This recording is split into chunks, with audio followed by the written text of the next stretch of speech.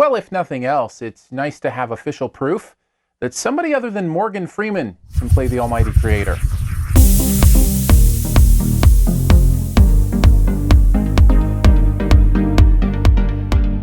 You're the Almighty God, right? You know everything. And you're everywhere, all at once. And you have limitless power. Yet somehow, you let my little girl die. When she needed you most. You abandoned her. I never left her. The Shack is a movie based on the book of the same name, starring Sam Worthington as a man in the midst of deep and dark tragedy who finds God literally in a shack on the mountain. Is it real? Is it imagined? Does it even matter?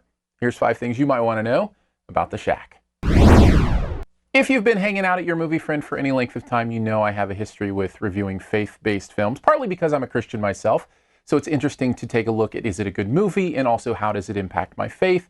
This is one where the ideas it had actually struck me pretty solidly, but the movie itself had a few flaws. Let's start there. Number 1, I don't think this movie trusts the audience very much. There's a lot of narration, which is signal number 1. Having to tell me exactly what's going on by narrating parts of the book is a key tune-out for me. Show it to me on the screen. Trust me to understand the story and what's happening there. The other part is the pacing. Anything that's outside of the parts that are actually in the shack with this embodiment of who God is, all of those parts seem very slow to me. Took us forever to get there, it felt like. And then after that was over, also kind of went on a little too long. So if those could have been tightened up and it could have trusted the audience a little bit more, I think it might have been a better film.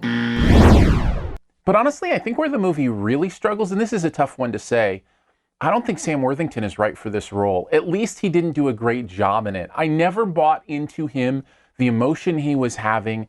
I didn't feel like I could empathize with him, be with him, because everything just seemed so basic about his performance. I think of a performance we've seen even very recently with Casey Affleck in Manchester by the Sea. Imagine that kind of performance in this kind of movie, where the tragedy and the turmoil are all there right on screen without being obvious. If they could have found the right person to pull off that kind of feel, I think this movie is 10 times as powerful as it ends up being. Now, the good news is Sam's not the only one in this movie, and the others are pretty good. In fact, if you're wondering, Sam, why there's only one set of footprints in the sand, it's because Octavia Spencer carried you. Yeah, that's what happened. Especially her scenes. When this gets to the shack and we get to this embodiment of God, not only her, but the other two who play the parts of who God is, I loved those performances. I thought they embodied those parts of the God from the Christian faith in a really real and affecting kind of way. So all that stuff actually at the shack, I found myself invested in, and I think a lot of that has to do with the performance of Octavia Spencer and those around her.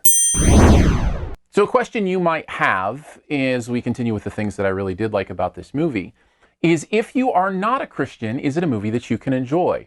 And I'm going to give you a tentative yes on this because of the mystery that's involved here. This isn't a movie that tries to answer every question. This is a movie that says, hey, let's grapple with these questions. Now, it is specifically from the perspective of the Christian worldview. But if you're a non-theist or an agnostic or whatever the case may be, I think there's still some meat to chew on here, to ask yourself about the world around you, how it works, how you would justify a God. If you're a Christian, asking the big questions about how does the Trinity work? How is Jesus both God and man? Why do these awful things happen to people throughout this world? What kind of a caring God is that? This movie doesn't lay out the answers. It just says, let's grapple with this stuff and do so in a way that kind of honors the story of the Christian faith. I found that really effective. And because of that, I think no matter where you are, Christian or not Christian, there's stuff to think about, especially in the middle of this movie. But you know, the main reason personally, I think overall I had a positive experience with this movie, I think it's the valuable message about love, and not just some sort of pat answer, rainbows and kittens and unicorns kind of love. No, real, dangerous love. What does it mean to love an enemy? What does it mean to love someone who's out to hurt you? What does forgiveness really look like? And in a world that feels so divisive, it just feels like such an important thing for us to think about, whether it's from a Christian perspective or not.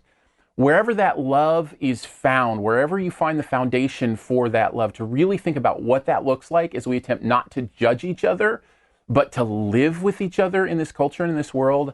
I just think it's so valuable to think about and so valuable to put ourselves in that place. Overall, I feel like The Shack could have been a better film. Still some really valuable things to think about, some stuff that challenged me, and a real sense of mystery that I loved enough that I gave it a B-.